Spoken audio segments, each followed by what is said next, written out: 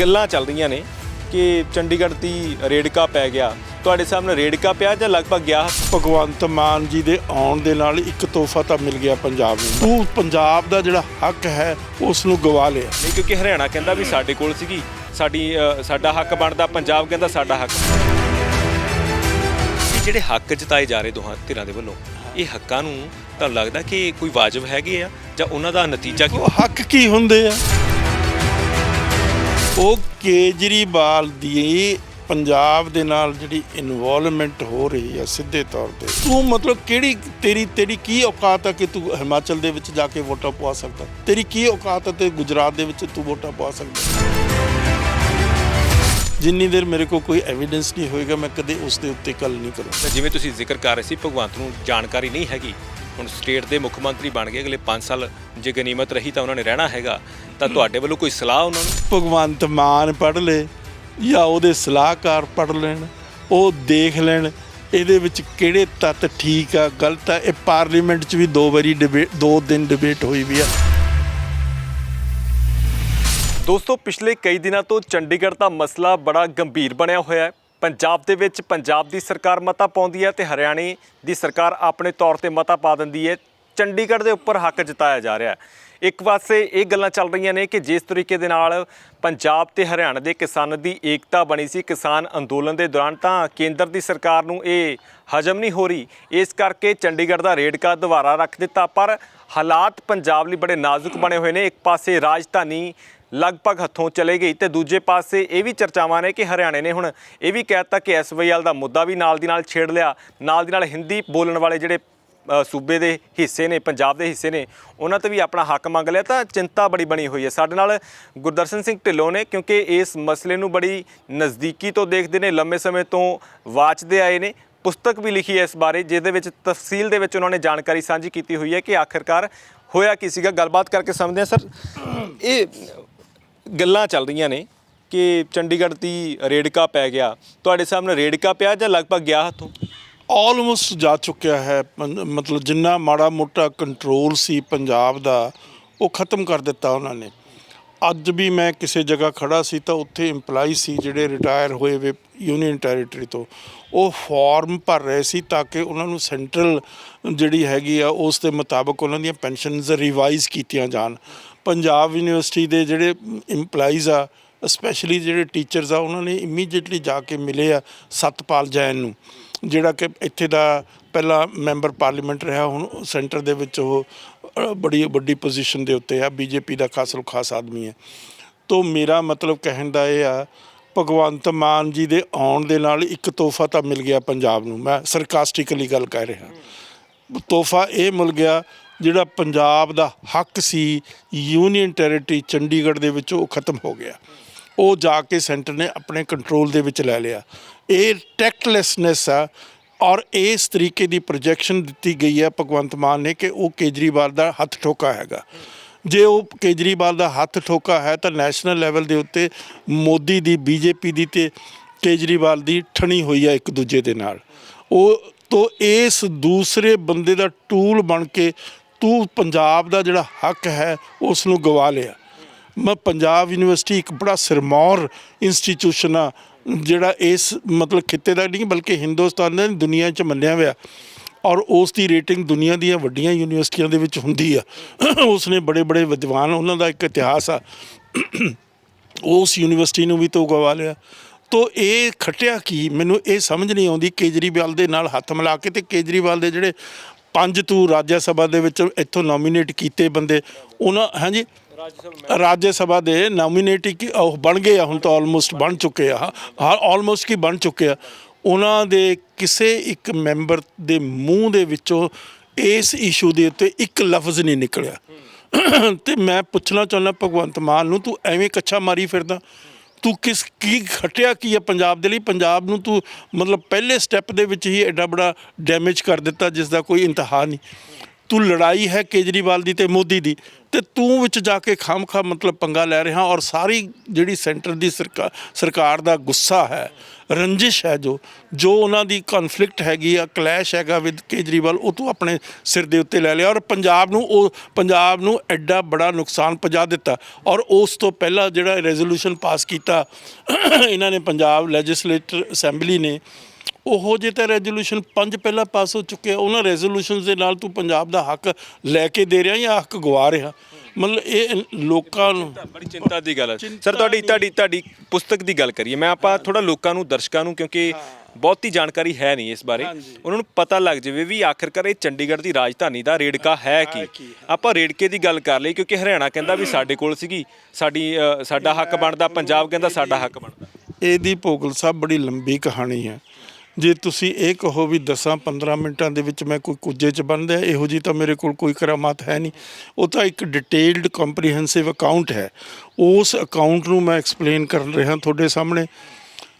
ਜਿਹੜਾ ਕੰਪੋਜ਼ਿਟ ਪੰਜਾਬ ਸੀ, pre partition Punjab ਜਿਸ ਨੂੰ ਕਹਿੰਦੇ ਸੀ, ਉਸ ਦੀ ਕੈਪੀਟਲ ਸੀ ਲਾਹੌਰ। ਔਰ ਜਿਹਦਾ ਆਪਣਾ ਇਤਿਹਾਸ ਹੈ, ਲਾਹੌਰ ਕਹਿੰਦੇ ਜਿਹੜਾ ਗਿਆ ਨਹੀਂ ਲਾਹੌਰ, ਉਹ ਦੁਨੀਆ ਹੀ ਨਹੀਂ ਦੇਖੀ। ਉਹ ਇੱਕ ਬਹੁਤ ਹੀ ਇਤਿਹਾਸਿਕ ਜਿਹੜਾ ਸ਼ਹਿਰ ਸੀ। ਉਸ ਦੇ ਵਿੱਚ ਉਸ ਸ਼ਹਿਰ ਦੇ ਇਤਿਹਾਸ ਦੇ ਆਲੇ ਦੁਆਲੇ ਹੀ ਪੰਜਾਬ ਦਾ ਇਤਿਹਾਸ ਘੁੰਮਦਾ ਸੀ। ਤੋ ਉਹ ਅਸੀਂ ਪਾਰਟੀਸ਼ਨ ਦੇ ਵਿੱਚ ਗਵਾ ਲਿਆ। ਪਾਰਟੀਸ਼ਨ ਅਸੀਂ ਨਹੀਂ ਕਰਾਈ। ਪਾਰਟੀਸ਼ਨ ਜਿਹੜੀ ਹੈਗੀ ਸੀ, ਉਹ ਹਿੰਦੂਆਂ ਅਤੇ ਮੁਸਲਮਾਨਾਂ ਦਾ ਜਿਹੜਾ ਆਪਸ ਦੇ ਵਿੱਚ ਆਈਡੀਓਲੋਜੀਕਲ ਕਲੈਸ਼ ਸੀ, ਕਨਫਲਿਕਟ ਸੀ, ਓਪੋਜੀਸ਼ਨ ਸੀ, ਕੰਟਰਾਡਿਕਸ਼ਨ ਸੀ, ਉਸ ਦੇ ਵਿੱਚੋਂ ਨਿਕਲੀ ਹੈਗੀ।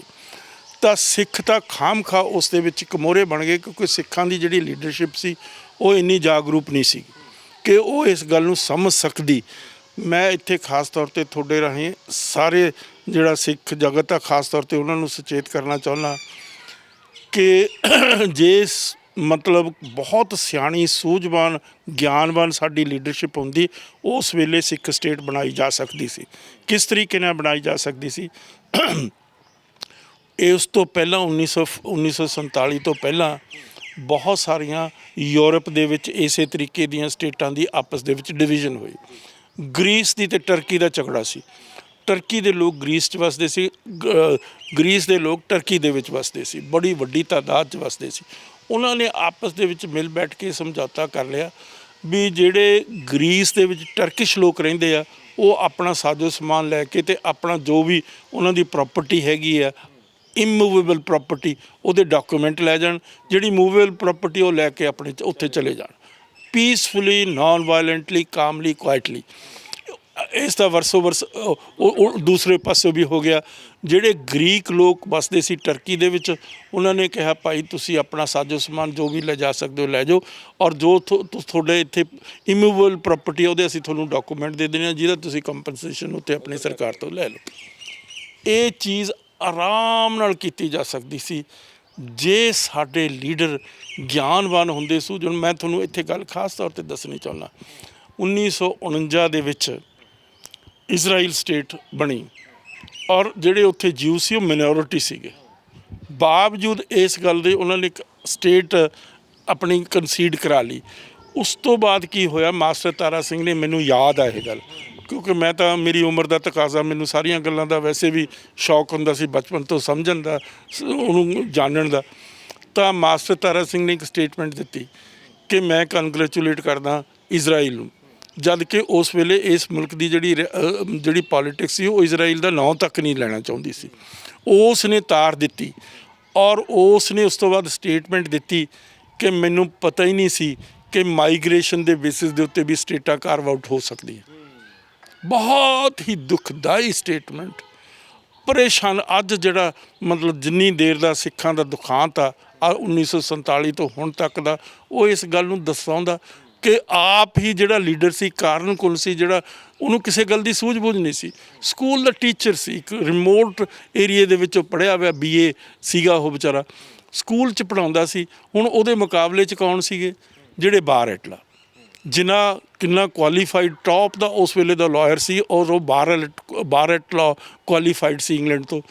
ਜਿਹੜਾ ਜਵਾਹਰ ਲਾਲ ਨਹਿਰੂ ਸੀ ਉਹ ਵੀ ਬਾਰ-ਐਟਲਾ, ਗਾਂਧੀ ਵੀ ਬਾਰ-ਐਟਲਾ। ਇਸੇ ਤਰੀਕੇ ਦੇ ਨਾਲ ਜਿਹੜਾ ਪਟੇਲ ਸੀ ਉਹ ਵੀ ਬਾਹਰ, ਹੋਰ ਬਹੁਤ ਉਹਨਾਂ ਦੇ ਬੜੇ ਸੂਝਵਾਨ, ਬੜੇ ਡੀਪ ਸਾਰੀ ਜੀਓ ਪੋਲੀਟਿਕਸ ਨੂੰ ਅੰਡਰਸਟੈਂਡ ਕਰਦੇ ਸੀ।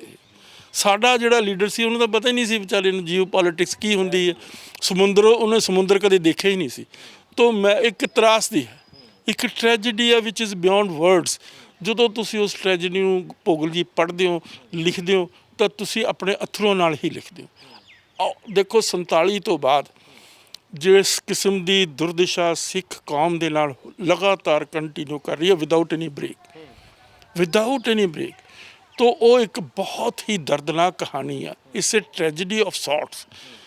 ਤੁਸੀਂ ਕਿੱਡੇ ਬੜੇ, ਮੈਂ ਇੱਥੇ ਥੋੜ੍ਹੀ ਜਿਹੀ ਹੁਣ ਡਾਇਵਰਟ ਕਰਕੇ ਗੱਲ ਕਰਨ ਦੀ ਕੋਸ਼ਿਸ਼, ਸਿੱਖਾਂ ਨੂੰ ਸਮਝਾਉਣ ਦੀ ਤੁਹਾਡੇ ਰਾਹੀਂ ਕੋਸ਼ਿਸ਼ ਕਰ ਰਿਹਾ। ਤੁਸੀਂ ਕਿੱਡੇ ਬੜੇ ਅੰਪਾਇਰ ਦੇ ਮਾਲਕ ਸੀ। ਤੁਸੀਂ ਸੋਨੇ ਚਾਂਦੀ ਮੋਤੀਆਂ ਦੇ ਵਿੱਚ ਖੇਲਦੇ ਸੀ, ਹੀਰੇ ਜਵਾਹਰਾਤਾਂ ਦੇ ਉੱਤੇ ਤੁਸੀਂ ਤੁਹਾਡੇ ਆਲੇ ਦੁਆਲੇ ਘੁੰਮਦੇ ਸੀ। ਮੁਗਲ ਅੰਪਾਇਰ ਦਾ ਜਿਹੜਾ ਵੱਡੇ ਤੋਂ ਵੱਡਾ ਅੰਪਾਇਰ ਸੀ ਨਾ ਟੈਰੀਟਰੀ, ਉਸ ਤੋਂ ਵੱਡਾ ਮਹਾਰਾਜਾ ਰਣਜੀਤ ਸਿੰਘ ਦਾ ਰਾਜ ਸੀ। ਕਿੱਡਾ ਰਾਜ ਸੀ। ਜਦੋਂ ਜੇ ਤੁਹਾਨੂੰ ਮੈਂ ਸਮਝਾਵਾਂ, ਆ ਰੋਪੜ ਤੋਂ ਲੁਧਿਆਣੇ ਤੋਂ ਅੱਗੇ ਚੱਲੋ ਸਾਰਾ ਪੰਜਾਬ, ਆ ਸਾਰਾ ਜਿਹੜਾ ਦੁਆਬਾ ਕਹਿੰਦੇ ਹੋ, ਆ ਜਿਹੜਾ ਮਾਝਾ ਕਹਿੰਦੇ ਹੋ, ਆ ਜਿਹੜਾ ਉਧਰਲੇ ਪਾਸੇ ਦਾ ਮਾਲਵਾ ਕਹਿੰਦੇ ਹੋ, ਉਹ ਸਾਰਾ that was A part of ਅੱਜ ਦਾ ਸਾਰਾ ਪਾਕਿਸਤਾਨ, ਅੱਜ ਦਾ ਸਾਰਾ ਜੰਮੂ ਕਸ਼ਮੀਰ, ਪਿਸ਼ਾਵਰ ਤੱਕ ਮੁਗਲ ਅੰਪਾਇਰ ਟੈਰੀਟੋਰੀਅਲੀ ਕਦੇ ਐਡਾ ਵੱਡਾ ਨਹੀਂ ਹੋਇਆ। ਮੈਂ as a student of history ਤੁਹਾਨੂੰ ਦੱਸ ਸਕਦਾ, ਐਡੇ ਵੱਡੇ ਅੰਪਾਇਰ ਦੇ ਮਾਲਕ। ਔਰ ਤੁਸੀਂ ਦੁਨੀਆ ਨੂੰ ਉਹ ਰਾਜ ਦਿੱਤਾ ਜਿਹੜਾ ਵਿਲੱਖਣ ਰਾਜ ਆ, ਜਿਸ ਦੇ ਵਿੱਚ ਕਿਸੇ ਨਾਲ ਧੱਕਾ ਨਹੀਂ ਹੋਇਆ, ਕਿਸੇ ਨਾਲ ਡਿਸਕ੍ਰਿਮੀਨੇਸ਼ਨ ਨਹੀਂ ਹੋਇਆ, ਕਿਸੇ ਨੂੰ ਮਜਬੂਰ ਨਹੀਂ ਕੀਤਾ ਵੀ ਤੂੰ ਆਪਣਾ ਧਰਮ ਤਬਦੀਲ ਕਰ ਲਾ ਭਾਈ, ਤੈਨੂੰ ਅਸੀਂ ਤਸੀਹੇ ਦੇਵਾਂਗੇ, ਜਾਂ ਤੈਨੂੰ ਅਸੀਂ ਆਹ ਪ੍ਰਮੋਸ਼ਨਾਂ ਦੇਵਾਂਗੇ, ਜਾਂ ਜੌਬਸ ਦੇਵਾਂਗੇ, ਜਾਂ ਪੈਸਾ ਦੇਵਾਂਗੇ। ਔਰ ਅੱਜ BBC ਮੰਨ ਗਿਆ ਇਸ ਗੱਲ ਨੂੰ ਕਿ ਦੁਨੀਆ ਦੇ ਵਿੱਚ ਜੇ ਕੋਈ ਮਤਲਬ ਇਸ ਕਿਸਮ ਦਾ ਸਭ ਤੋਂ ਬਿਹਤਰੀਨ ਰਾਜ, ਜਿਸ ਦੇ ਨਾਲ ਕਿਸੇ ਨਾਲ ਡਿਸਕ੍ਰਿਮੀਨੇਸ਼ਨ ਨਹੀਂ, ਕਿਸੇ ਨਾਲ ਧੱਕਾ ਨਹੀਂ, ਕਿਸੇ ਨਾਲ ਦਰਾਇਤ ਨਹੀਂ, ਕੋਈ ਜ਼ਬਾਨ ਦੇ ਉੱਤੇ, ਕੋਈ ਇਲਾਕੇ ਦੇ ਉੱਤੇ, ਕੋਈ ਧਰਮ ਦੇ ਉੱਤੇ, ਕੋਈ ਰੇਸ ਦੇ ਉੱਤੇ, ਕਿਉਂਕਿ ਸਭੇ ਸਾਂਝੀ ਵਾਲ ਦਸਾਇਨ ਕੋਈ ਨਾ ਦਿਸੇ ਬਾਹਰਾ ਜੀ। ਉਹ ਗੁਰੂ ਗ੍ਰੰਥ ਸਾਹਿਬ ਦਾ ਵਾਕ ਲੈ ਕੇ ਤਾਂ ਮਤਲਬ ਵਾਕ ਸੁਣ ਕੇ ਗ੍ਰੰਥੀ ਤੋਂ ਫਿਰ ਉਹ ਜਾਂਦਾ ਹੁੰਦਾ ਸੀ ਮਹਾਰਾਜਾ ਰਣਜੀਤ ਸਿੰਘ ਆਪਣੇ ਕੰਮ ਕਾਜ ਦੇ ਲਈ ਦਰਬਾਰ ਦੇ ਵਿੱਚ।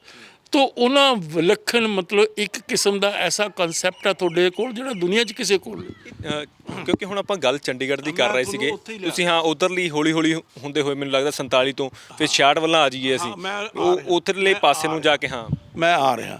ਉਸ ਤੋਂ ਬਾਅਦ ਉੱਜੜ ਕੇ ਆਏ ਪੰਜਾਬ ਦੇ ਲੋਕ, ਉਹਨਾਂ ਨੇ ਕਿਹਾ ਚਲੋ ਜੀ ਤੁਹਾਡੀ ਸ਼ਿਮਲਾ ਕੈਪੀਟਲ ਆ। ਸ਼ਿਮਲਾ ਬਣ ਗਈ, ਉਸ ਨੂੰ ਡਿਵੈਲਪ ਕੀਤਾ। AG ਦਾ ਆਫਿਸ ਹੁਣ ਤੱਕ ਉੱਥੇ ਸ਼ਿਮਲੇ ਹੀ ਹੁੰਦਾ ਸੀ, ਹੈੱਡਕੁਆਟਰ। ਤੋਂ ਖੈਰ ਉਸ ਤੋਂ ਬਾਅਦ ਕੀ ਹੋਇਆ, ਫਿਰ ਤੁਸੀਂ ਆ ਗਏ ਇੱਥੇ 1954 ਦੇ ਵਿੱਚ ਫਾਊਂਡੇਸ਼ਨ ਸਟੋਨ ਰੱਖੀ ਗਈ ਚੰਡੀਗੜ੍ਹ ਦੀ। ਡਾਕਟਰ ਰਜਿੰਦਰਾ ਪ੍ਰਸਾਦ ਉਸ ਵੇਲੇ ਪ੍ਰੈਜ਼ੀਡੈਂਟ ਹੁੰਦਾ ਸੀ ਇੰਡੀਆ ਦਾ। ਤੋ ਜਿਹੜਾ ਇਲਾਕਾ ਸੀ ਉਹ ਸਾਰੇ ਦਾ ਸਾਰਾ ਇਲਾਕਾ ਸੀ ਪੰਜਾਬੀ ਬੋਲਦਾ ਇਲਾਕਾ, ਪੰਜਾਬ ਦਾ ਪਾਰਟ ਸੀਗਾ, ਖਰੜ ਤਹਿਸੀਲ ਦਾ ਪਾਰਟ ਸੀ। ਤੋ ਉਸ ਦੇ ਵਿੱਚ ਮਤਲਬ ਤੁਸੀਂ ਉਹ ਸਾਰਾ ਏਰੀਆ ਲੈ ਕੇ, ਔਰ ਜਿਹੜੇ ਉੱਥੋਂ ਉਜਾੜੇ ਗਏ ਲੋਕ, ਮੈਂ ਖਾਸ ਤੌਰ 'ਤੇ ਉਹਨਾਂ ਦੀ ਹਮਦਰਦੀ ਦੇ ਵਿੱਚ 2 ਸ਼ਬਦ ਬੋਲਣਾ ਚਾਹੁੰਦਾ। ਉਹਨਾਂ ਨੂੰ ਬਹੁਤ ਮੀਗਰ ਕਿਸਮ ਦਾ ਕੰਪਨਸੇਸ਼ਨ ਦਿੱਤਾ ਗਿਆ, ਸੈਂਕੜਿਆਂ ਤੋਂ ਵੀ ਘੱਟ। ਮਤਲਬ ਉਹਨਾਂ ਦੀਆਂ ਜ਼ਮੀਨਾਂ ਲੈ ਕੇ ਕੌਡੀਆਂ ਤੋਂ ਵੀ ਮਤਲਬ ਘੱਟ ਤੁਸੀਂ ਕਹੋਗੇ। ਉਹ ਅੱਜ ਤੱਕ ਨਹੀਂ ਸੰਭਲੇ ਵਿਚਾਰੇ, ਅੱਜ ਤੱਕ ਉਹ ਕਿਸੇ ਆਪਣੇ ਰੀਐਸਟੈਬਲਿਸ਼ ਨਹੀਂ ਕਰ ਸਕੇ ਆਪਣੇ ਆਪ ਨੂੰ। ਉਹ ਫਾਰਮਰ ਵਿਚਾਰੇ ਉਦਾੜ ਤੇ, ਹੋਰ ਗਰੀਬ ਲੋਕ, ਉਹਨਾਂ ਦੇ ਡੰਗਰਾਂ ਦਾ ਕੋਈ ਕੰਪਨਸੇਸ਼ਨ ਨਹੀਂ ਦਿੱਤਾ। ਤੋ ਜੋਰਾ ਜਰਬੀ ਕੀਤੀ ਗਈ ਉਹਨਾਂ ਲੋਕਾਂ ਦੇ ਨਾਲ। ਉਹ ਕੌਣ ਸੀ? ਪੰਜਾਬੀ ਸਪੀਕਿੰਗ ਲੋਕ, ਪੰਜਾਬ ਦੇ ਲੋਕ। ਖਰੜ ਜਿਹੜੇ ਤਹਿਸੀਲ ਸੀ ਉਹ ਮਤਲਬ ਪੰਜਾਬ ਦਾ ਪਾਰਟ ਮੰਨ ਲਈ ਗਈ, ਜਿਹੜਾ ਅੰਬਾਲਾ ਸੀ ਉਹ ਪਾਰਟ ਮੰਨ ਲਿਆ ਹਰਿਆਣੇ ਦਾ। ਹਾਲਾਂਕਿ ਅੰਬਾਲੇ ਦੇ ਬਹੁਤ ਵੱਡੇ ਹਿੱਸੇ ਜਿੱਥੇ ਪੰਜਾਬੀ ਬੋਲੀ ਜਾਂਦੀ ਹੈ। ਤੋ ਉਸ ਤੋਂ ਬਾਅਦ ਕੀ ਹੋਇਆ, ਚੰਡੀਗੜ੍ਹ ਦਾ ਇਹ ਮਤਲਬ ਦਰਦਨਾਕ ਕਹਾਣੀ ਕਿ ਜਦੋਂ ਪੰਜਾਬ ਦੇ ਲੋਕ ਕੰਪੋਜ਼ਿਟ ਪੰਜਾਬ ਦੇ ਵਿੱਚ, ਜਦੋਂ ਕਿ ਜਿਹੜੀ ਚੰਡੀਗੜ੍ਹ ਕੈਪੀਟਲ ਕੰਪੋਜ਼ਿਟ ਪੰਜਾਬ ਦੀ ਸੀ, ਤਾਂ ਉਸ ਦੇ ਵਿੱਚ ਸਿੱਖਾਂ ਨੇ ਇਹ ਗੱਲ ਉਠਾਈ। ਮੈਂ ਸਿੱਖਾਂ ਦੀ ਉਹ ਗੱਲ ਕਰਦਾ ਕਿ ਸਾਨੂੰ ਤੁਸੀਂ ਪ੍ਰੋਮਿਸ ਕੀਤਾ ਸੀ ਪ੍ਰੀ ਪਾਰਟੀਸ਼ਨ ਡੇਜ਼ ਦੇ ਵਿੱਚ ਵੀ ਜਦੋਂ ਕਿਤੇ ਮੁਲਕ ਆਜ਼ਾਦ ਹੋਏਗਾ, ਅੰਗਰੇਜ਼ ਚਲੇ ਗਏ, ਆਜ਼ਾਦੀ ਦੀ ਤਾਂ ਕੋਈ ਲੜਾਈ ਨਹੀਂ ਹੋਈ, ਇਹ ਤਾਂ ਇੱਕ ਮਿੱਥ ਆ। ਤੋ ਖੈਰ ਨਹੀਂ ਹੋ ਵੀ ਸਾਰੇ ਮੁਲਕ ਦੇ ਵਿੱਚ ਲਿੰਗੁਇਸਟਿਕ ਬੇਸਿਸ ਦੇ ਉੱਤੇ ਤੁਸੀਂ ਸੂਬੇ ਕਾਰਵ ਆਊਟ ਕਰੋਗੇ। 14 ਜ਼ਬਾਨਾਂ ਰਿਕਗਨਾਈਜ਼ ਕੀਤੀਆਂ, ਪੰਜਾਬੀ ਵਾਜ਼ ਵਨ ਆਫ ਦੈਮ।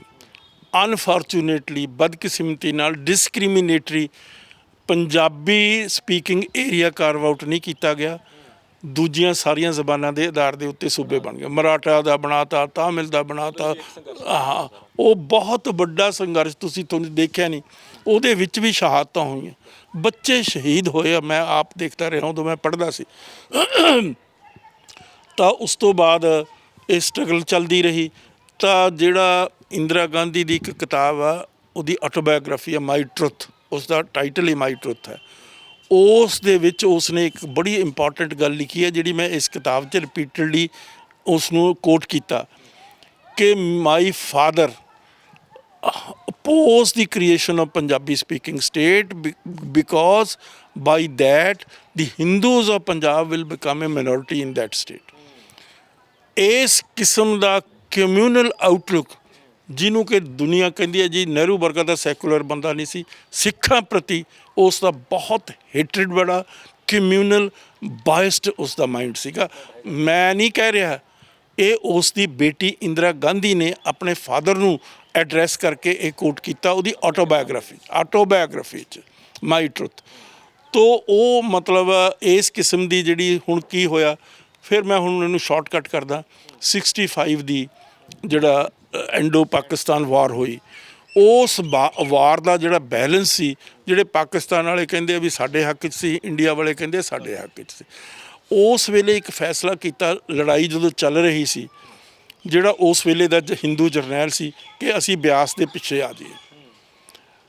ਇਹ ਗੱਲ ਜਿਹੜੇ ਉਸ ਵੇਲੇ ਸਿੱਖ ਸੋਲਜਰ ਸੀ ਅਤੇ ਸਿੱਖ ਜਿਹੜੇ ਜਰਨੈਲ ਸੀ, ਉਹਨਾਂ ਨੂੰ ਤਾਂ ਅੱਗ ਲੱਗ ਗਈ ਵੀ ਸਾਡਾ ਜਿਹੜਾ ਸੈਂਕਟਮ ਸੈਂਕਟੋਰਮ ਆ, ਹੋਲੀਐਸਟ ਆਫ ਦੀ ਹੋਲੀ ਆ, ਉਹ ਤਾਂ ਦੂਜੇ ਪਾਸੇ ਚਲਿਆ ਜਾਊ। ਉਹ ਉਸ ਚੀਜ਼ ਨੂੰ ਆਪਣਾ ਈਮਾਨ ਮੰਨ ਕੇ ਉਹ ਕਹਿੰਦੇ ਇਹ ਗੱਲ ਹੋ ਹੀ ਨਹੀਂ ਸਕਦੀ, ਸਮਝੇ ਕਿ ਨਹੀਂ। ਤੋ ਇਹ ਗੱਲ ਜਿਹੜੇ ਹਿੰਦੂ ਜਰਨੈਲ ਨੇ ਕਿਹਾ ਵੀ ਅਸੀਂ ਬਿਆਸ ਦੇ ਪਿੱਛੇ ਆ ਜਾਈਏ, ਕਿਉਂਕਿ ਮਤਲਬ ਜਿਹੜੀ ਪਾਕਿਸਤਾਨ ਦੀ ਆਰਮੀ ਸੀ ਉਹ ਭਾਰੂ ਹੋ ਗਈ ਹਿੰਦੁਸਤਾਨ ਦੀ ਆਰਮੀ। ਹਾਂ, ਤੋ ਖੈਰ ਉਹ ਲੜਾਈ ਹੋਈ। ਉਸ ਲੜਾਈ ਦੇ ਸ਼ੁਰੂਆਤ ਦੇ ਵਿੱਚ ਪਹਿਲਾਂ ਇੱਕ ਮੋਰਚਾ ਚੱਲਦਾ ਸੀ, ਸੰਤ ਫਤਿਹ ਸਿੰਘ ਉਸ ਵੇਲੇ ਸਿੱਖਾਂ ਦਾ ਲੀਡਰ ਸੀ, ਉਹਨੇ ਮੋਰਚਾ ਲਾਇਆ ਸੀ ਵੀ ਸਾਨੂੰ ਪੰਜਾਬੀ ਸਪੀਕਿੰਗ ਸਟੇਟ ਦਿਓ।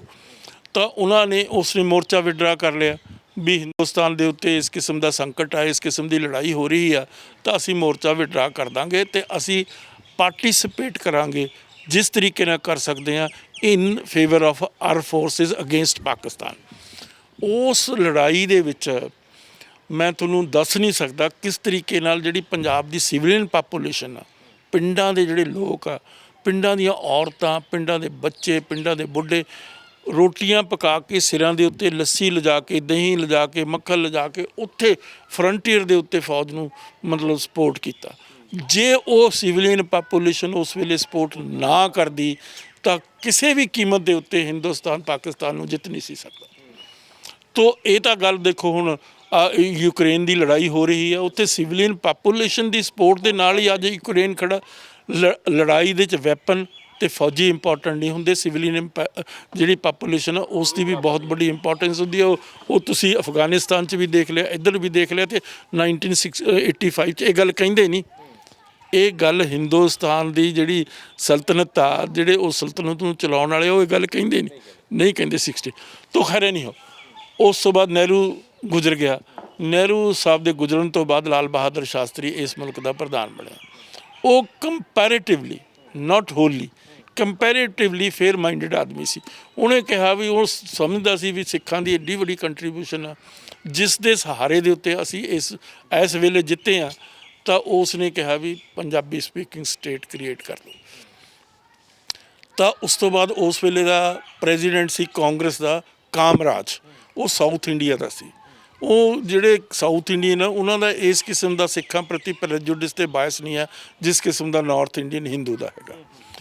ਤੋ ਉਹਨਾਂ ਨੇ ਕਿਹਾ ਵੀ ਉਸ ਨੇ ਇੱਕ ਰੈਜ਼ੋਲੂਸ਼ਨ ਮੂਵ ਕੀਤਾ। ਮੈਂ ਤੁਹਾਨੂੰ ਇੱਥੇ ਖਾਸ ਤੌਰ 'ਤੇ ਦੱਸਣਾ, ਬਹੁਤੇ ਲੋਕਾਂ ਨੂੰ ਪਤਾ ਨਹੀਂ ਇਸ ਗੱਲ ਦਾ। ਇੱਕ ਲਾਈਨ ਦਾ ਰੈਜ਼ੋਲੂਸ਼ਨ ਸੀ ਕਾਂਗਰਸ ਵਰਕਿੰਗ ਕਮੇਟੀ 'ਚ। ਉਹ ਹਿੰਦੀ ਨਹੀਂ ਸੀ ਬੋਲ ਸਕਦਾ ਕਾਮਰਾਜ, ਸਾਊਥ ਇੰਡੀਅਨ ਨਹੀਂ ਬੋਲਦੇ ਨਾ ਹਿੰਦੀ।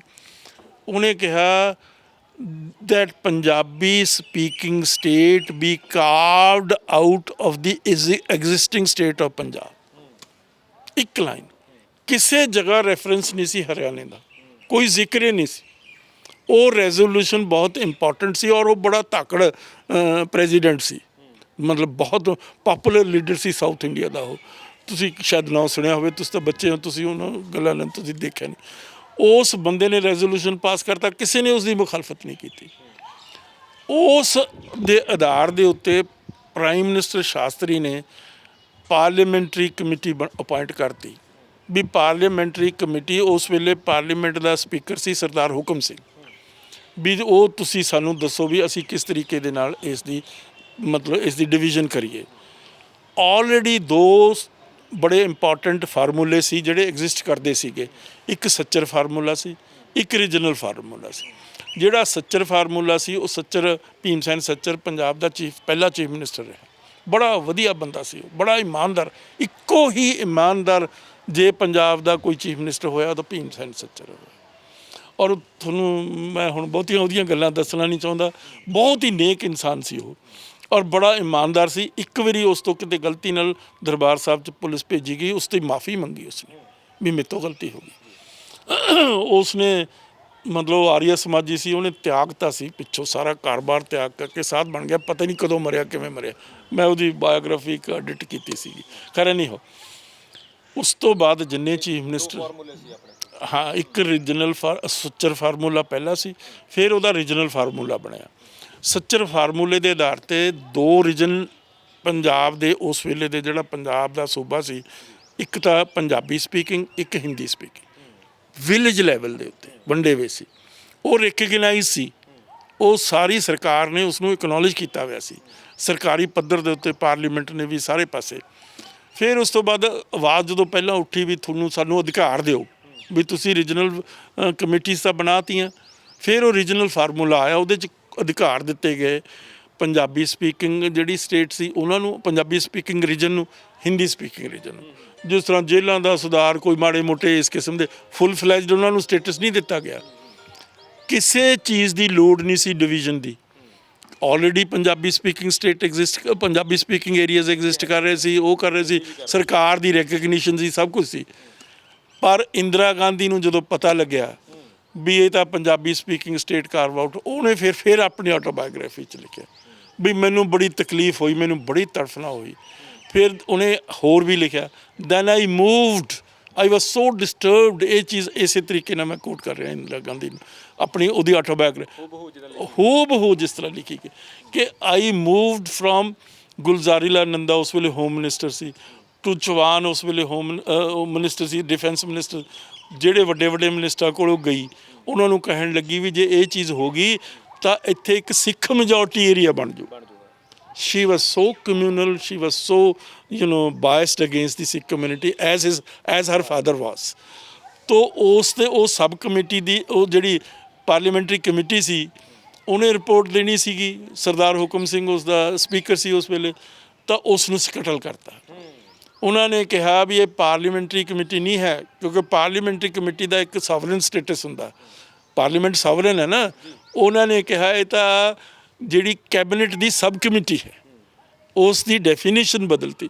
ਹੁਣ ਇਹ ਬਰੀਕੀਆਂ ਆਮ ਸਿੱਖ ਲੀਡਰ ਸਮਝ ਨਹੀਂ ਸੀ ਸਕਦਾ, ਇੱਕ ਬਹੁਤ ਮਤਲਬ ਕੰਪਲੈਕਸ ਕੰਸਟੀਟਿਊਸ਼ਨਲ ਪ੍ਰੋਬਲਮਸ ਆ।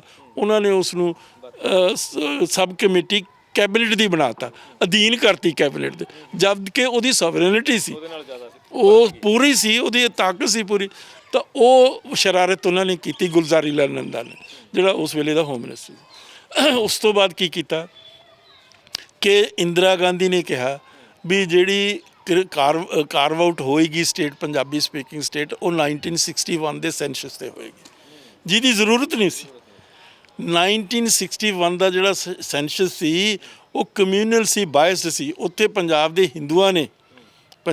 ਹਿੰਦੂਆਂ ਨੇ ਆਪਣੀ ਬੋਲੀ ਲਿਖਾਈ ਸੀ ਹਿੰਦੀ, ਜਦ ਕਿ ਲਿਖਾਉਣ ਵਿੱਚ ਵੀ ਪੰਜਾਬੀ ਬੋਲੀ ਗਈ ਸੀਗੀ।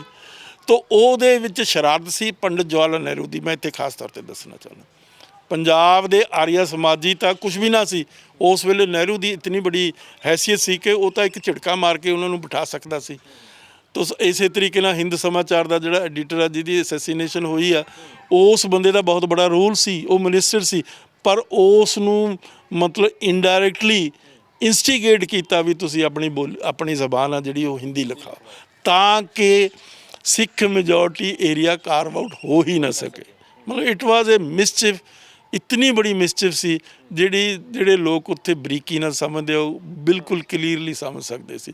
1966 ਵਾਲਾ ਹਾਂ, ਮੈਂ ਉਹੀ ਕਹਿ ਰਿਹਾ ਸੀ ਕਿ ਜਿਸ ਤਰੀਕੇ ਨਾਲ 1900 ਹੁਣ ਚ ਆਪਾਂ 66 ਦੇ ਵਿੱਚ ਪਹੁੰਚ ਚੁੱਕੇ ਹਾਂ, ਉਸ ਵੇਲੇ ਜਿਹੜੀ ਚੀਜ਼ ਹੋਈ ਦੱਸਦਾ ਨਾ ਤੁਹਾਨੂੰ, ਉਹਨਾਂ ਨੇ ਸ਼ਾਹ ਕਮਿਸ਼ਨ ਅਪਾਇੰਟ ਕਰਤਾ ਇੰਦਰਾ ਗਾਂਧੀ ਨੇ, ਉਹੀ ਜ਼ਿਕਰ ਕਰਨ ਲੱਗਾ। ਉਹੀ ਮੈਂ ਤੁਹਾਨੂੰ ਦੱਸ ਰਿਹਾ।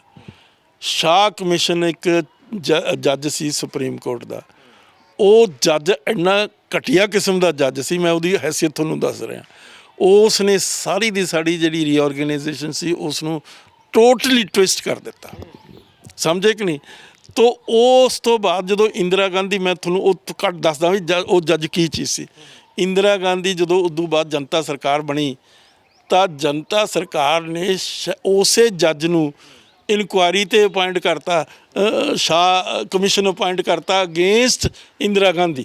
ਤਾਂ ਇੰਦਰਾ ਗਾਂਧੀ ਨੇ ਇੱਕ ਰੈਜ਼ੋਲੂਸ਼ਨ ਪਾਸ ਕੀਤਾ ਵੀ ਇਹ ਇਤਨਾ ਘਟੀਆ ਤੇ ਕਰਪਟ ਜੱਜ ਆ, ਇੱਕ ਪਾਸੇ ਤੂੰ ਉਸ ਨੂੰ ਯੂਜ਼ ਕਰ ਰਹੀ ਆ ਅਗੇਂਸਟ ਦੀ ਸਿਕਸ, ਤਾਂ ਉਹ ਗੁੱਡ ਆ, ਲੇਕਿਨ ਜਦੋਂ ਤੇਰੇ ਅਗੇਂਸਟ ਉਹ ਯੂਜ਼ ਹੁੰਦਾ ਤਾਂ ਉਹ ਕਰਪਟ ਵੀ ਹੈ ਤੇ ਡਿਸਓਨੈਸਟ ਵੀ ਹੈ। ਇਹ ਮੇਰੀ ਕਿਤਾਬ ਦੇ ਵਿੱਚ ਕੋਟ ਕੀਤੀ ਵੀ ਹੈ। ਤੋ ਮੇਰਾ ਮਤਲਬ ਇਸ ਕਿਸਮ ਦੀਆਂ ਖੇਡਾਂ ਸਿੱਖਾਂ ਦੇ ਨਾਲ ਖੇਡੀਆਂ ਗਈਆਂ, ਜਿਹੜੇ ਕਿ ਸਿੱਖ ਭੋਲੇ ਭਾਲੇ, ਜਿਹੜੇ ਐਕੈਡਮਿਕਲੀ ਇੰਨੇ ਸਾਊਂਡ ਨਹੀਂ ਹੈਗੇ।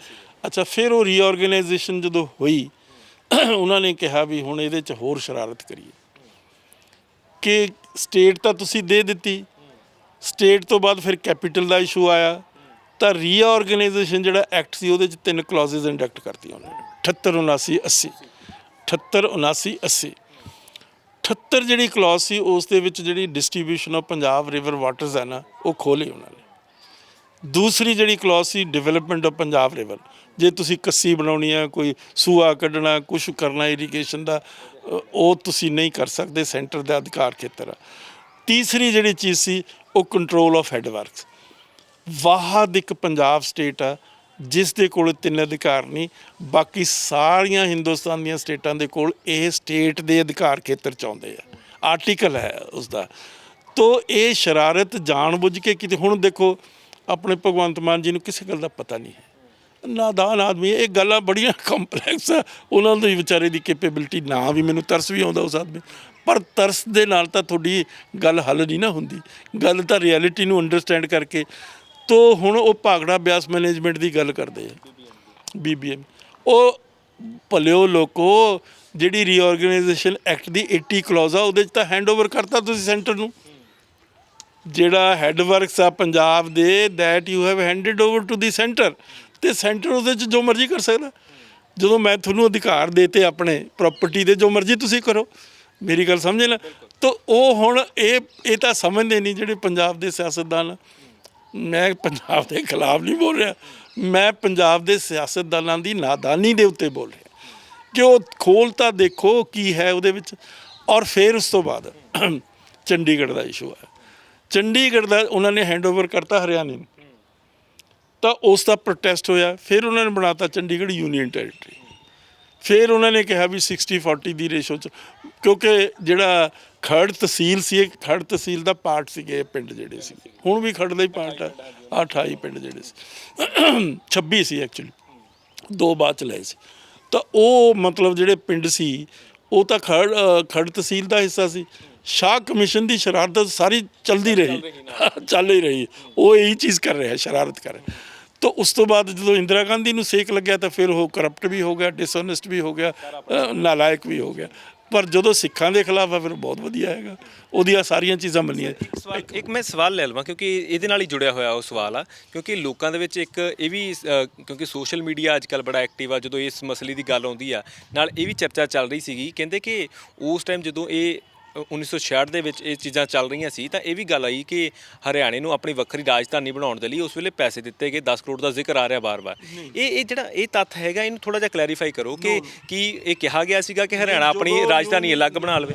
ਭੋਗਲ ਦੀ ਗੱਲ ਸਮਝੋ, ਜਦੋਂ ਯੂਨੀਅਨ ਟੈਰੀਟਰੀ ਬਣ ਗਈ ਫਿਰ ਹਰਿਆਣੇ ਨੂੰ ਕੀ ਦੇਣਾ, ਪੰਜਾਬ ਨੂੰ ਕੀ ਦੇਣਾ? ਫਿਰ ਉਹ ਦੋਨਾਂ ਦੀ ਕੈਪੀਟਲ ਉਹਨਾਂ ਨੇ ਮੰਨ ਲਈ, ਸਮਝੇ ਕਿ ਨਹੀਂ? ਤਾਂ ਉਹ ਦੇਣ ਲੈਣ ਦਾ ਤਾਂ ਸਵਾਲ ਹੀ ਨਹੀਂ ਪੈਦਾ ਹੁੰਦਾ। ਤੋ ਇਹ ਗੱਲ ਜਿਹੜੀ ਕੈਪੀਟਲ ਹੈ, ਹੁਣ ਇਸ ਕਿਸਮ ਦੀ ਜਿਹੜੀ ਸ਼ਹਿਰ ਆ ਉਹ ਕਿਤੇ ਹੁਣ ਵਸਾਇਆ ਜਾ ਸਕਦਾ? ਹਿੰਦੁਸਤਾਨ ਦੇ ਕੋਲ ਤਾਂ ਪੈਸਾ ਹੀ ਨਹੀਂ ਇੰਨਾ, ਏਡਾ ਵੱਡਾ ਸ਼ਹਿਰ। ਤੁਸੀਂ ਕਿੱਡੇ ਕਿੱਡੇ ਅਦਾਰੇ ਆ, ਮੈਂ ਤੁਹਾਨੂੰ ਪੰਜਾਬ ਯੂਨੀਵਰਸਿਟੀ ਦੀ ਗੱਲ ਕਰਕੇ ਹਟਿਆ, ਇੰਟਰਨੈਸ਼ਨਲੀ ਨੋਨ। ਮੈਂ ਸਾਰੀ ਦੁਨੀਆ ਘੁੰਮਿਆ, ਆਕਸਫੋਰਡ ਯੂਨੀਵਰਸਿਟੀ, ਸਾਰੀਆਂ ਯੂਨੀਵਰਸਿਟੀਆਂ ਦੇਖੀਆਂ। ਇਸ ਕਿਸਮ ਦਾ ਖੂਬਸੂਰਤ ਕੈਂਪਸ ਕਿਸੇ ਦੁਨੀਆ ਦੇ ਕੈਂਪਸ ਦੇ ਵਿੱਚ ਨਹੀਂ। ਕੋਲੰਬੀਆ ਯੂਨੀਵਰਸਿਟੀ ਨਿਊਯਾਰਕ ਦੇ ਸ਼ਹਿਰ ਦੇ ਵਿੱਚ ਸ਼ਹਿਰ ਦੇ ਵਿੱਚ ਆ। ਨਿਊਯਾਰਕ ਸ਼ਹਿਰ ਕਿੱਡਾ ਵੱਡਾ ਸ਼ਹਿਰ, ਕਿੰਨਾ ਕੰਜਸਟਡ ਸ਼ਹਿਰ ਆ। ਉਹ ਸ਼ਹਿਰਾਂ ਦੀਆਂ ਬਿਲਡਿੰਗਾਂ ਦੇ ਯੂਨੀਵਰਸਿਟੀਆਂ ਬਣੀਆਂ ਵੀ। ਤੋ ਇਸ ਕਿਸਮ ਦਾ ਖੂਬਸੂਰਤ ਕੈਂਪਸ ਜੇ 2 ਸੈਕਟਰਾਂ 'ਚ ਆ, 25 ਤੇ 14 'ਚ, ਤੋ ਕਿੰਨੀ ਕਮਾਲ ਦੀ ਉਹ ਬਿਲਡਿੰਗਾਂ। ਮੈਂ ਉੱਥੇ ਚੇਅਰਮੈਨ ਰਿਹਾ, ਮਤਲਬ ਮੈਨੂੰ ਤਾਂ ਉਸ ਦੇ ਨਾਲ ਵੈਸੇ ਹੀ ਪਿਆਰ ਆ, ਉਸ ਕੈਂਪਸ ਦੇ ਨਾਲ। ਇੰਨਾ ਕੈਂਪਸ ਖੂਬਸੂਰਤ ਕਿਸੇ ਦੁਨੀਆ ਦੇ ਖਿੱਤੇ ਵਿੱਚ ਨਹੀਂ, ਕਿਸੇ ਜਗ੍ਹਾ ਨਹੀਂ। ਕਿਉਂਕਿ ਇੰਨੀ ਕਿਸੇ ਸ਼ਹਿਰ ਦੇ ਕੋਲ ਇੰਨੀ ਜ਼ਮੀਨ ਹੋ ਹੀ ਨਹੀਂ ਸਕਦੀ। 600-700 ਕਿੱਲਾ ਜ਼ਮੀਨ ਕਿਹਦੇ ਕੋਲ ਹੋ ਸਕਦੀ ਹੈ? ਦੁਨੀਆ ਦੇ ਕਿਸੇ ਸ਼ਹਿਰ ਕੋਲ ਨਹੀਂ ਹੋ ਸਕਦੀ। ਤੋ ਉਹ ਸ਼ਹਿਰ, ਉਹ ਜਿਹੜੀ ਯੂਨੀਵਰਸਿਟੀ ਅਸੀਂ ਗਵਾ ਲਈ। ਆ ਭਗਵੰਤ ਮਾਨ ਜੀ ਦੇ ਜਿਹੜੀ ਦੇਣ ਆ, ਅਸੀਂ ਯੂਨੀਵਰਸਿਟੀ, ਮੈਨੂੰ ਬੜਾ ਦੁੱਖ ਹੁੰਦਾ, ਤਕਲੀਫ ਹੁੰਦੀ ਹੈ, ਕਿਉਂਕਿ ਉਸ ਯੂਨੀਵਰਸਿਟੀ ਵਰਗੀ ਯੂਨੀਵਰਸਿਟੀ ਦਾ ਬਹੁਤ ਬੜਾ ਦੁਨੀਆ ਭਰ ਦੇ ਵਿੱਚ ਨਾ ਹੈਗਾ। ਸਰ ਮੈਂ ਇੱਕ ਚੀਜ਼ ਇੱਥੇ ਲੈਂਦਾ ਚੱਲਾਂ, ਕਿਉਂਕਿ ਹੁਣ ਜਿੱਦਾਂ ਅਸੀਂ ਰੈਜ਼ੋਲੂਸ਼ਨਸ ਦੀ ਗੱਲ ਕਰ ਰਹੇ, ਪੰਜਾਬ ਨੇ ਆਪਣੇ ਪੱਧਰ ਤੇ ਪਾਤਾ, ਇਧਰੋਂ ਹਰਿਆਣਾ ਨੇ ਵੀ ਪਾਤਾ, ਨਾਲ ਹੋਰ ਵੱਡੀਆਂ ਚੀਜ਼ਾਂ ਲਾਤੀਆਂ। SVL ਦਾ ਮੁੱਦਾ ਵੀ ਨਾਲ ਦੀ ਨਾਲ ਛੇੜਦਾ ਉਹਨਾਂ ਨੇ, ਤੇ ਨਾਲ ਦੀ ਨਾਲ ਉਹਨਾਂ ਨੇ ਇਹ ਵੀ ਕਹਿਤਾ ਵੀ ਹਿੰਦੀ ਭਾਸ਼ੀ ਜਿਹੜੇ ਥਾਵਾਂ ਹੈਗੀਆਂ ਸਾਡੀਆਂ, ਜਿਹੜੇ ਕਿੱਥੇ ਹੈਗੇ, ਉਹਨਾਂ ਦਾ ਵੀ ਜ਼ਿਕਰ ਨਾਲ ਹੀ ਛੇੜ ਲਿਆ। ਇਹ ਜਿਹੜੇ ਹੱਕ ਜਤਾਏ ਜਾ ਰਹੇ ਦੋਹਾਂ ਧਿਰਾਂ ਦੇ ਵੱਲੋਂ, ਇਹ ਹੱਕਾਂ ਨੂੰ ਤੁਹਾਨੂੰ ਲੱਗਦਾ ਕਿ ਕੋਈ ਵਾਜਬ ਹੈਗੇ ਆ, ਜਾਂ ਉਹਨਾਂ ਦਾ ਨਤੀਜਾ ਕੀ? ਹੱਕ ਕੀ ਹੁੰਦੇ ਆ? ਹਿਮਾਚਲ ਨੇ ਵੀ ਨਾਲ ਦੀ ਨਾਲ, ਉਹ ਵੀ ਤੁਹਾਡੇ ਧਿਆਨ ਦੇ ਵਿੱਚ ਹੋਣਾ, ਉਹਨਾਂ ਨੇ ਵੀ ਕਹਿਤਾ ਵੀ ਸਾਡਾ ਸਾਰੀ ਸ਼ਰਾਰਤ ਜਿਹੜੀ ਹੈਗੀ ਆ, ਉਹ ਕੇਜਰੀਵਾਲ ਦੀ ਪੰਜਾਬ ਦੇ ਨਾਲ ਜਿਹੜੀ ਇਨਵੋਲਵਮੈਂਟ ਹੋ ਰਹੀ ਹੈ ਸਿੱਧੇ ਤੌਰ ਤੇ। He is the de facto ruler of Punjab. ਜਿਹੜਾ ਨਾਮ ਮਾਤਰੀ ਉਹ ਤਾਂ ਭਗਵੰਤ ਮਾਨ ਆ, ਉਹ ਰੜਕਦਾ ਮੋਦੀ ਦੀਆਂ ਅੱਖਾਂ ਦੇ ਵਿੱਚ, ਤੇ ਤੁਸੀਂ ਉਸ ਦੇ ਖਾਮਖਾ ਟੂਲ ਬਣ ਚੁੱਕੇ ਹੋ। ਭਗਵੰਤ ਮਾਨ ਟੂਲ ਬਣ ਚੁੱਕੇ ਉਸ ਗੱਲ, ਵਿਕਟਿਮ ਬਣ ਚੁੱਕੇ ਉਸ ਗੱਲ। ਤੂੰ ਮਤਲਬ ਕਿਹੜੀ ਤੇਰੀ ਕੀ ਔਕਾਤ ਆ ਕਿ ਤੂੰ ਹਿਮਾਚਲ ਦੇ ਵਿੱਚ ਜਾ ਕੇ ਵੋਟਾਂ ਪਵਾ ਸਕਦਾ? ਤੇਰੀ ਕੀ ਔਕਾਤ ਆ ਤੇ ਗੁਜਰਾਤ ਦੇ ਵਿੱਚ ਤੂੰ ਵੋਟਾਂ ਪਵਾ ਸਕਦਾ? ਉਹ ਹਿੰਦੂ ਮੈਜੋਰਟੀ ਏਰੀਆਜ਼ ਆ, ਉੱਥੇ ਕਮਿਊਨਲ ਬੇਸਿਸ ਦੇ ਉੱਤੇ ਇਲੈਕਟੋਰਲ ਪ੍ਰੋਸੈਸ ਚੱਲਦਾ ਹੈਗਾ। ਤੇ ਤੈਨੂੰ ਕੀ, ਤੇ ਤੇਰੇ ਨਾਲ ਤੇ ਕਿਹਨੂੰ? ਤੂੰ ਜੇ ਐਡਾ ਹੀ ਆ, ਤੇਰੀ ਔਕਾਤ ਆ, ਉੱਥੇ ਗੁਜਰਾਤ ਦੇ ਕਿਸਾਨਾਂ ਦੇ ਨਾਲ ਕਦੋਂ ਦਾ ਧੱਕਾ ਹੋ ਰਿਹਾ ਵਿਚਾਰਿਆਂ ਦੇ ਨਾਲ, ਉਹਨਾਂ ਨੂੰ ਅਪਰੂਟ ਕੇ ਦਵਾ ਦੇ। ਫਿਰ ਤੂੰ ਕਿਤੋਂ ਦਵਾਏਂਗਾ? ਸਰ ਇੱਕ ਬੜੀ ਚਿੰਤਾ ਦੀ ਗੱਲ ਆ, ਭਾਜਪਾ ਜਦੋਂ ਇਲੈਕਸ਼ਨਾਂ ਹੋਣੀਆਂ ਸੀ ਪੰਜਾਬ ਦੇ ਵਿੱਚ, ਤਾਂ ਉਦੋਂ ਕਹਿੰਦੇ ਸੀ, ਇਹ ਵੀ ਚਰਚਾਵਾਂ ਚੱਲ ਪਈਆਂ, ਕਹਿੰਦੇ ਨਹੀਂ ਹੁੰਦੇ ਕਿ ਪੱਥਰ ਸੁੱਟ ਕੇ ਅਸੀਂ ਛੱਲ ਦੇਖਦੇ ਹੁੰਦੇ ਕਿ ਵੇਲੇ ਕਿੰਨੇ ਕੁ ਹੈਗੀ ਆ। ਉਦੋਂ ਉਹਨਾਂ ਨੇ ਜ਼ਿਕਰ ਕੀਤਾ ਸੀ ਵੀ ਅਸੀਂ ਬੰਦੀ ਸਿੰਘ ਵੀ ਰਿਹਾ ਕਰ ਦੇਵਾਂਗੇ, ਅਸੀਂ ਚੰਡੀਗੜ੍ਹ ਵੀ ਜਿਹੜਾ ਪੰਜਾਬ ਨੂੰ ਦੇ ਦੇਵਾਂਗੇ। ਉਸ ਵੇਲੇ ਹਾਲਾਤ ਹੋਰ, ਜਦੋਂ ਹੁਣ ਚੋਣਾਂ ਹਾਰ ਗਏ ਜਾਂ ਹਾਲਾਤ ਹੋਰ ਬਣ ਗਏ? ਇਸ ਬਾਰੇ ਮੈਂ ਕੁਝ ਨਹੀਂ ਕਹਿ ਸਕਦਾ, ਕਿਉਂਕਿ ਇਹਦੇ ਕੋਲ ਨਾ ਮੇਰੇ ਕੋਲ ਕੋਈ ਤੱਤ ਆ, ਨਾ ਮੇਰੇ ਕੋਲ ਇਨਫੋਰਮੇਸ਼ਨ ਆ। ਮੈਂ ਆਰਮ ਚੇਅਰ ਹਿਸਟੋਰੀਅਨ। ਜਿੰਨੀ ਦੇਰ ਮੇਰੇ ਕੋਲ ਕੋਈ ਐਵੀਡੈਂਸ ਨਹੀਂ ਹੋਏਗਾ, ਮੈਂ ਕਦੇ ਉਸ ਦੇ ਉੱਤੇ ਗੱਲ ਨਹੀਂ ਕਰੂੰਗਾ। ਮੈਨੂੰ ਇਹ ਤਾਂ ਉਈਓ, ਮੈਂ ਹੁਣ ਕੀ ਕਹਿ ਸਕਦਾ ਇਸ ਬਾਰੇ? ਮੈਂ ਕੁਝ ਵੀ ਨਹੀਂ ਕਹਿ ਸਕਦਾ। ਨਾ ਮੈਨੂੰ ਪਤਾ ਕੀ ਇੰਸ਼ੋਰੈਂਸ ਦਿੱਤੇ, ਕਿਹਨੇ ਦਿੱਤੇ, ਕਿਹਨੂੰ ਦਿੱਤੇ। ਇੰਸ਼ੋਰੈਂਸਿਸ ਤਾਂ ਬਹੁਤ ਕੁਝ ਦਿੱਤੇ ਸੀ। ਜਦੋਂ ਰਾਜੀਵ ਲੌਂਗੋਵਾਲ ਅਕੋਰਡ ਹੋਇਆ, ਉਹਨਾਂ ਨੇ ਉਦੋਂ ਹਰਚੰਦ ਸਿੰਘ ਲੌਂਗੋਵਾਲ ਲੱਡੂ ਖਾ ਕੇ ਉੱਥੋਂ ਰਸਗੁੱਲੇ ਖਾ ਕੇ ਆ ਗਿਆ ਸੀ, ਬਰਬਾਦ ਕਰਤਾ ਪੰਜਾਬ ਉਸਨੇ ਪਾਣੀਆਂ ਦੇ ਇਸ਼ੂ ਦੇ ਉੱਤੇ। ਸਮਝੇ ਨਹੀਂ? ਆਪ ਲਿਖ ਕੇ ਦੇਤਾ ਵੀ ਅਸੀਂ SYL ਪੱਟ ਕੇ ਦੇਵਾਂਗੇ, 9ਵੀਂ ਮੱਦਾ ਰਾਜੀਵ ਲੌਂਗੋਵਾਲ ਅਕੋਰਡ ਦੀ। ਇਹ ਹੁਣ ਜਿਹੜੇ ਹਾਲਾਤ ਬਣ ਗਏ, ਕੋਈ ਸਲਾਹ ਦੇ ਦਿਓ। ਮੈਨੂੰ ਲੱਗਦਾ ਜਿਵੇਂ ਤੁਸੀਂ ਜ਼ਿਕਰ ਕਰ ਰਹੇ ਸੀ, ਭਗਵੰਤ ਨੂੰ ਜਾਣਕਾਰੀ ਨਹੀਂ ਹੈਗੀ। ਹੁਣ ਸਟੇਟ ਦੇ ਮੁੱਖ ਮੰਤਰੀ ਬਣ ਗਏ, ਅਗਲੇ 5 ਸਾਲ ਜੇ ਗਨੀਮਤ ਰਹੀ ਤਾਂ ਉਹਨਾਂ ਨੇ ਰਹਿਣਾ ਹੈਗਾ। ਤਾਂ ਤੁਹਾਡੇ ਵੱਲੋਂ ਕੋਈ ਸਲਾਹ ਉਹਨਾਂ ਨੂੰ ਕਿ ਕਿਸ ਤਰੀਕੇ ਨਾਲ, ਕਿਉਂਕਿ ਤੁਹਾਨੂੰ ਵੀ ਦੁੱਖ ਤਾਂ ਹੋ ਰਿਹਾ ਨਾ ਕਿ ਜੀ ਯੂਨੀਵਰਸਿਟੀ ਸਾਡੇ ਹੱਥੋਂ ਜਾ ਰਹੀ ਹੈ, ਚੰਡੀਗੜ੍ਹ ਸਾਡੇ ਹੱਥੋਂ ਜਾ ਰਿਹਾ, ਦੁੱਖ ਤਾਂ ਹੈਗਾ। ਕੋਈ ਤਰੀਕਾ ਕਿਸ ਤਰੀਕੇ ਨਾਲ ਅਸੀਂ ਬਚ ਸਕਦੇ? ਦੇਖੋ ਹੁਣ ਗੱਲ ਇਹ ਆ ਨਾ, ਉਹ ਇੱਕ ਪੋਜੀਸ਼ਨ ਲੈ ਚੁੱਕਿਆ ਭਗਵੰਤ ਮਾਨ।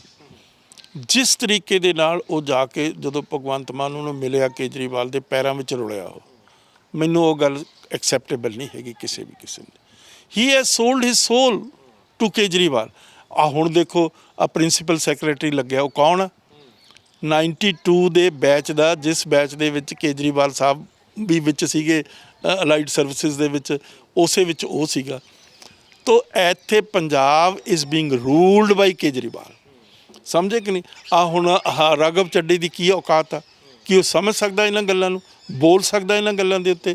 ਤਾਂ ਪੰਜੇ ਜਿਹੜੇ ਤੁਸੀਂ ਨੋਮੀਨੇਟ, ਚੁੱਪ ਕਰਕੇ ਸਿਰ ਝੁਕਾ ਕੇ, ਮਤਲਬ ਕਿਸ ਤਰੀਕੇ ਨਾਲ ਸਰੈਂਡਰ ਕਰ ਰਿਹਾ ਪੰਜਾਬ ਦੇ ਰਾਈਟਸ ਨੂੰ ਭਗਵੰਤ ਮਾਨ। ਸਲਾਹ ਦੇ ਦਿਓ ਕੋਈ, ਕਿਸ ਤਰੀਕੇ ਨਾਲ। ਅਸੀਂ ਤਾਂ ਹੱਲ ਤੁਹਾਡੇ ਤੋਂ ਅਸੀਂ ਤਾਂ ਆਈਦਾ ਹੁੰਦਾ ਕਿ ਤੁਸੀਂ ਕੋਈ ਹੱਲ ਵੀ ਦੇ ਦਿਓ, ਤੁਹਾਡੇ ਕੋਲ ਜਾਣਕਾਰੀ। ਆਹ ਦੇਖ ਲਓ, ਕਿਤਾਬ ਲਿਖੀ ਵੀ ਆ, ਭਗਵੰਤ ਮਾਨ ਪੜ੍ਹ ਲੇ ਜਾਂ ਉਹਦੇ ਸਲਾਹਕਾਰ ਪੜ੍ਹ ਲੈਣ, ਉਹ ਦੇਖ ਲੈਣ ਇਹਦੇ ਵਿੱਚ ਕਿਹੜੇ ਤੱਤ ਠੀਕ ਆ ਗਲਤ ਆ। ਇਹ ਪਾਰਲੀਮੈਂਟ 'ਚ ਵੀ 2 ਵਾਰੀ 2 ਦਿਨ ਡਿਬੇਟ ਹੋਈ ਵੀ ਆ। ਨਰਸਿਮਾ ਜਿਸ ਵਕਤ ਪ੍ਰਾਈਮ ਮਿਨਿਸਟਰ ਸੀ ਇਸ ਮਤਲਬ ਹਾਂ ਨਰਸਿਮਾ ਰਾਓ, ਸਾਰੇ ਲੋਕਾਂ ਨੇ ਇਹ ਪੜ੍ਹੀ ਵੀ ਹੈ। 4-5 ਐਡੀਸ਼ਨ ਨਿਕਲ ਚੁੱਕੇ ਆ, ਲੱਖਾਂ ਦੀ ਤਾਦਾਦ 'ਚ ਲੋਕਾਂ ਨੇ ਪੜ੍ਹੀ ਆ ਜਿਹੜੇ ਸੀਰੀਅਸ ਰੀਡਰ ਆ। ਇਸ ਕਿਤਾਬ ਦੇ ਵਿੱਚ ਉਹਨਾਂ ਨੂੰ ਹੱਲ ਮਿਲ ਸਕਦਾ ਨਾ ਮੈਂ ਹੱਲ ਨਹੀਂ ਇਹਦੇ 'ਚੋਂ ਮਿਲਣਾ, ਇਹਦੇ 'ਚੋਂ ਇਹ ਗੱਲ ਇਨਫੋਰਮੇਸ਼ਨ ਤੇ ਉਹਨਾਂ ਨੂੰ ਸਾਰੀ ਚੀਜ਼ ਸਮਝ ਆ ਸਕਦੀ ਹੈ ਵੀ ਕਿਸ ਤਰੀਕੇ ਨਾਲ ਪੰਜਾਬ ਦੇ ਨਾਲ ਧੱਕਾ ਹੋਇਆ। ਜੇ ਇਹ ਕਿਤਾਬ ਹੱਲ ਕਰ ਸਕਦੀ ਹੁੰਦੀ ਤਾਂ ਮੈਂ ਤਾਂ ਲੱਖ ਵਾਰੀ ਇਹ ਕਿਤਾਬ ਕੁਰਬਾਨ ਕਰ ਦਿਆਂ ਪੰਜਾਬ ਦੇ ਲਈ। ਤੇ ਇਹ ਕਿਤਾਬ ਤਾਂ ਸਿਰਫ ਕੰਟੈਂਟ ਹੈ, ਉਸ ਗੱਲ ਦੀ ਕਹਾਣੀ ਦਰਦਨਾਕ ਮਦਦ ਕਰ ਸਕਦੀ ਹੈ ਕਿ ਇਹ ਕਹਾਣੀ ਕਿਵੇਂ ਸ਼ੁਰੂ ਹੋਈ, ਕਿਵੇਂ ਪਰੋਈ ਗਈ, ਤੇ ਉਹਦੇ ਵਿੱਚੋਂ ਤੱਥ ਲੈ ਕੇ ਤਾਂ ਉਹ ਅੱਗੇ ਲੜਾਈ ਲੜ ਆਪਣੀ ਗੱਲ ਕਰ ਸਕਦੇ ਆ। ਪਰ ਅੱਜ ਦੀ ਜਿਹੜੀ ਹਿੰਦੁਸਤਾਨ ਦੀ ਪੋਲੀਟਿਕਸ ਆ ਉਹ ਰੀਜ਼ਨ ਲੌਜਿਕ ਦੀ ਪੋਲੀਟਿਕਸ ਨਹੀਂ, ਇੱਕ ਟੋਟਲੀ ਕਮਿਊਨਲਾਈਜ਼ਡ ਪੋਲੀਟਿਕਸ ਹੈ। ਪਹਿਲਾਂ ਤੋਂ ਸਿੱਖਾਂ ਦੇ ਪ੍ਰਤੀ ਇੰਡੀਅਨ ਸਟੇਟ ਦਾ ਇੱਕ ਮਤਲਬ ਬਾਇਸ ਹੈ ਜਿਹੜਾ 1947 ਤੋਂ ਲਗਾਤਾਰ ਚੱਲ ਰਿਹਾ ਹੈ। ਉਹ ਸਿੱਖਾਂ ਨੂੰ ਇਸ ਕਰਕੇ ਡਿਸਟਰਬ ਕਰ ਰਹੇ ਆ ਪਰਪਸਲੀ ਕਿ ਸਿੱਖ ਆਪਣੀ ਆਇਡੈਂਟੀਟੀ 'ਤੇ ਕੰਪਰੋਮਾਈਜ਼ ਨਹੀਂ ਕਰਦੇ। ਆਪਣਾ ਰਾਜ ਤਾਂ ਦੂਸਰੀ ਗੱਲ ਆ, ਉਹ ਇਹ ਗੱਲ ਕਹਾਉਣਾ ਚਾਹੁੰਦੇ ਆ ਵੀ ਸਿੱਖ ਹਿੰਦੂਆਂ ਦਾ ਹਿੱਸਾ। ਗੁਰੂ ਗ੍ਰੰਥ ਸਾਹਿਬ 5ਵਾਂ ਵੇਦ ਆ, ਸਮਝੇ ਕਿ ਨਹੀਂ। ਗੁਰੂ ਨਾਨਕ ਦੇਵ ਮਹਾਰਾਜ ਵਿਸ਼ਨੂੰ ਦੇ ਅਵਤਾਰ ਆ। ਮਤਲਬ ਗੱਲਾਂ ਤਾਂ ਇਸ ਮਤਲਬ ਕਿਸਮ ਦੀਆਂ ਨੇ ਪਰ ਸਿੱਖ ਇਸ ਗੱਲ ਨੂੰ ਮੰਨਣ ਨੂੰ ਤਿਆਰ ਨੇ। ਤਾਂ ਆਹ ਬੇਸਿਕ ਫੰਡਾਮੈਂਟਲ ਪ੍ਰੋਬਲਮ ਇਹ ਹੈਗੀ। ਇਸ ਨੇ ਗੁਰਦਰਸ਼ਨ ਸਿੰਘ ਢਿੱਲੋਂ ਜਿਨ੍ਹਾਂ ਦੇ ਨਾਲ ਗੱਲਬਾਤ ਕਰਕੇ ਸਮਝਣ ਦੀ ਕੋਸ਼ਿਸ਼ ਕੀਤੀ ਹੈ ਕਿ ਆਖਿਰਕਾਰ ਇਹ ਚੰਡੀਗੜ੍ਹ ਦਾ ਰੇੜਕਾ ਸ਼ੁਰੂ ਕਿੱਥੋਂ ਹੁੰਦਾ ਹੈ, ਇਹਦੇ ਤੱਥ ਕੀ ਹੈਗੇ ਨੇ, ਕਿਸ ਤਰੀਕੇ ਦੇ ਨਾਲ ਵੱਡੇ ਪੱਧਰ ਤੇ ਪੰਜਾਬ ਦੇ ਨਾਲ ਧੱਕਾ ਹੋਇਆ, ਕਿਸ ਤਰੀਕੇ ਨਾਲ ਪੰਜਾਬ ਤੇ ਹਰਿਆਣੇ ਦੇ ਵਿੱਚ ਚੰਡੀਗੜ੍ਹ ਦਾ ਰੇੜਕਾ ਪਾਇਆ ਗਿਆ ਜਾਣਬੁੱਝ ਕੇ, ਕਿਸ ਤਰੀਕੇ ਨਾਲ ਇਹ ਸਾਰਾ ਮਸਲਾ ਉਲਝਾਇਆ ਗਿਆ। ਤਾਂ ਬਹੁਤ ਸਾਰੇ ਤੱਥ ਕਹਿੰਦੇ ਇਸ ਕਿਤਾਬ ਦੇ ਵਿੱਚ ਵੀ ਨੇ। ਭਗਵੰਤ ਮਾਨ ਨੂੰ ਚਾਹੀਦਾ ਕਿ ਇੱਕ ਵਾਰੀ ਕਿਤਾਬ ਨੂੰ ਜ਼ਰੂਰ ਖੰਗਾਲ ਲੈਣ, ਤਾਂ ਬਹੁਤ ਸਾਰੀਆਂ ਚੀਜ਼ਾਂ ਉਹਨਾਂ ਦੇ ਜ਼ਿਹਨ ਦੇ ਵਿੱਚ ਵੀ ਸਾਫ਼ ਹੋ ਜਾਣਗੀਆਂ, ਤਾਂ ਜੋ ਆਉਣ ਵਾਲੇ ਸਮੇਂ ਦੇ ਵਿੱਚ ਜੇ ਉਹਨਾਂ ਨੇ ਲੜਾਈ ਲੜਨੀ ਆ ਅਸਲ ਮਾਇਨੇ ਦੇ ਵਿੱਚ ਚੰਡੀਗੜ੍ਹ ਦੀ, ਤਾਂ ਉਹਨਾਂ ਨੂੰ ਯਕੀਨਨ ਫਾਇਦਾ ਹੋਵੇਗਾ। ਫਿਲਹਾਲ ਤੁਸੀਂ ਇਸ ਬਾਰੇ ਕੀ ਸੋਚਦੇ ਹੋ? ਆਪਣੇ ਕੀਮਤੀ ਸੁਝਾਅ ਜ਼ਰੂਰ ਸਾਂਝੇ ਕਰਿਓ। ਸਹਿਯੋਗੀ ਸੁਨੀਲ ਦੇ ਨਾਲ ਹਰਦੀਪ ਸਿੰਘ ਭੋਗਲ, ਟੀਵੀ ਪੰਜਾਬ, ਚੰਡੀਗੜ੍ਹ। ਸਤਿ ਸ਼੍ਰੀ ਅਕਾਲ ਜੀ, ਮੈਂ ਨਿਰਮਲ ਮਾਨ ਪੂਰਾ ਡੈਟ ਸੈਟਲਮੈਂਟ ਤੋਂ। ਇਹ ਤੁਸੀਂ ਵੀਡੀਓ ਦੇਖ ਰਹੇ ਸੀ ਟੀਵੀ ਪੰਜਾਬ ਦੇ ਉੱਤੇ। ਇਹੋ ਜਿਹੇ ਹੋਰ ਜਾਣਕਾਰੀ ਭਰਪੂਰ ਵੀਡੀਓ ਦੇਖਣ ਵਾਸਤੇ ਟੀਵੀ ਪੰਜਾਬ ਦੇ ਚੈਨਲ ਨੂੰ ਸਬਸਕ੍ਰਾਈਬ ਕਰੋ ਤੇ ਨਾਲ ਹੇਠ ਦਿੱਤੇ ਹੋਏ ਬੈਲ ਆਈਕਨ ਦੇ ਬਟਨ ਦਬਾਓ। ਸਤਿ ਸ਼੍ਰੀ ਅਕਾਲ।